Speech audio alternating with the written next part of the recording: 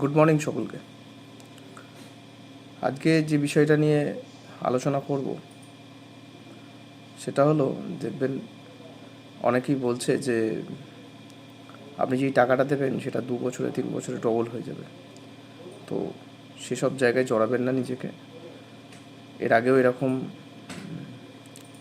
ভুল ঘটনা রটিয়ে মানুষের টাকা পয়সা চুট করা হয়েছে, সেগুলো থেকে দূরে রাখবেন নিজেকে।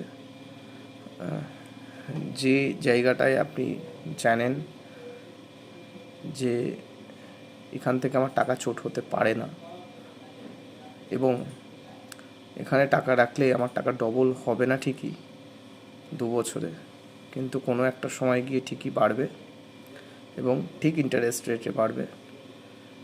তো সেসব জায়গায় টাকা রাখুন। প্রয়োজন হলে আপনার নিকটবর্তী যারা ফাইন্যান্সিয়াল অ্যাডভাইজার আছেন তাদের সাথে যোগাযোগ করুন, কথা বলুন, তাদের পরামর্শ নিন। ধন্যবাদ।